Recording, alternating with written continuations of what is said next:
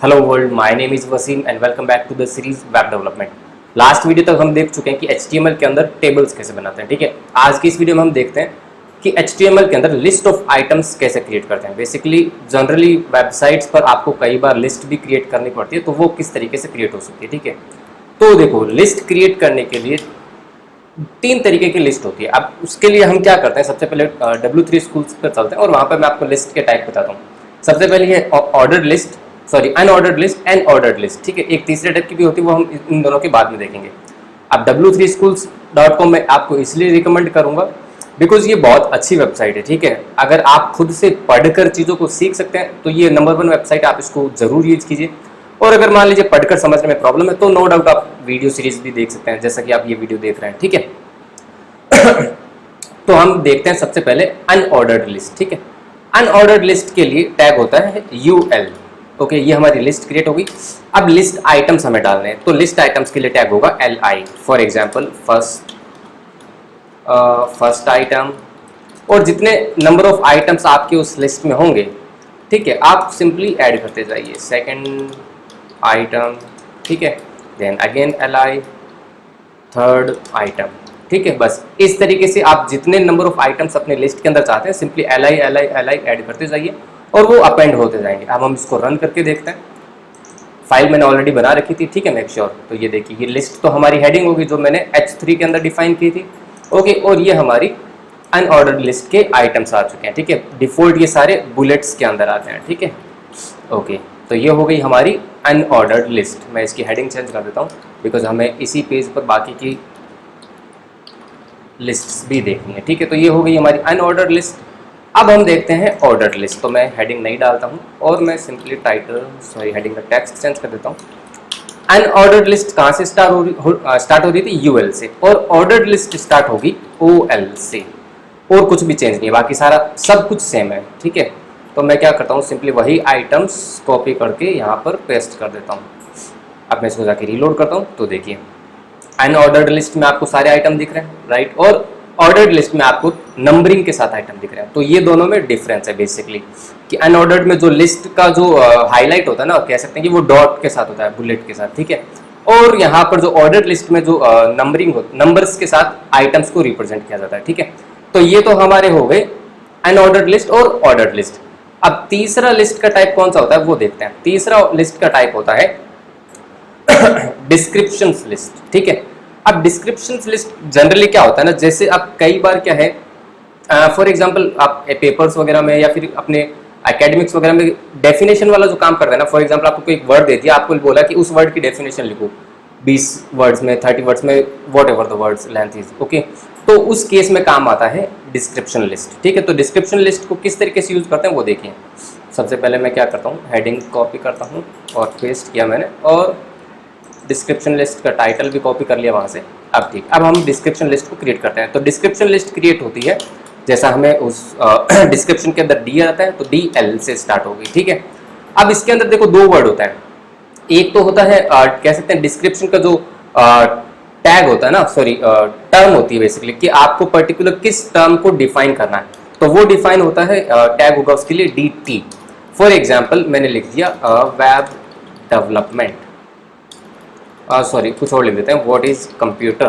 ठीक है, तो ये तो टर्म हो गई। अब इसकी डेफिनेशन लिखनी पड़ेगी, तो वो होगी DD से, double T। Okay, basically description कह सकते हैं उसको। तो यहाँ पर आप कुछ भी लिख सकते हैं। ठीक है, जैसे मैंने अभी लॉरेम इप्सम लिख दिया फॉर एग्जाम्पल। अब इसको हम रन करके देखते हैं हमारा आउटपुट क्या आता है। तो ये देखिए, व्हाट इज कंप्यूटर। और डिफरेंस बस इतना ही है कि जो आपने डिस्क्रिप्शन के अंदर जो डेटा लिखा ना, वो एक टैब के बाद आता है, कुछ पर्टिकुलर स्पेस ले लेता है वो अपने आप में और उसके बाद स्टार्ट होता है। ठीक है, अब आप सिंपली इसको कॉपी कीजिए और अपना दूसरा आइटम डिफाइन कर दीजिए, for example what is hardware. ठीक है, उसको जाके रीलोड कीजिए, तो ये देखिए इस तरीके का इसका आउटपुट आता है। अगर थोड़ा और लाइक इसको हाईलाइट करना तो आप ये कर सकते हैं कि जो आपकी टर्म्स हैं आप उनको बोल्ड कर दीजिए। मेक श्योर आप, जैसे मैंने ये टेक्स्ट फॉर्मेटिंग के अंदर आपको बताए थे ये सारे टैग्स, तो आप इनको जहाँ चाहें वहाँ यूज़ कर सकते हैं। ठीक है, तो ये देखिए ये बोल्ड में आ गए और उनकी डेफिनेशन जो होगी वो नॉर्मल फॉन्ट में चल रही है। तो ये हो गई हमारे HTML के अंदर तीनों लिस्ट के टाइप। ठीक है, अब क्या है कि ना इन लिस्ट के अंदर कुछ एट्रीब्यूट्स भी होते हैं। जैसे आप देख रहे हैं अनऑर्डर लिस्ट में डिफॉल्ट डॉट आ रहा है, तो ये किस तरीके से हम चेंज कर सकते हैं? तो जनरली अनऑर्डर लिस्ट में आप क्या यूज कर सकते हैं? टाइप एट्रीब्यूट यूज कर सकते हैं, ठीक है। फॉर एग्जाम्पल मैंने टाइप डिफाइन कर दिया बुलेट, तो बुलेट तो डिफॉल्ट है, मैं इसको कर देता हूँ डिस्क। डिस्क में भी चेंज नहीं हुआ। चलो हम जाके पहले W3 स्कूल पे देख लेते हैं कि अनऑर्डर लिस्ट में टाइप कौन से। आई होप मैं सही डिफाइन कर रहा हूँ, ठीक है।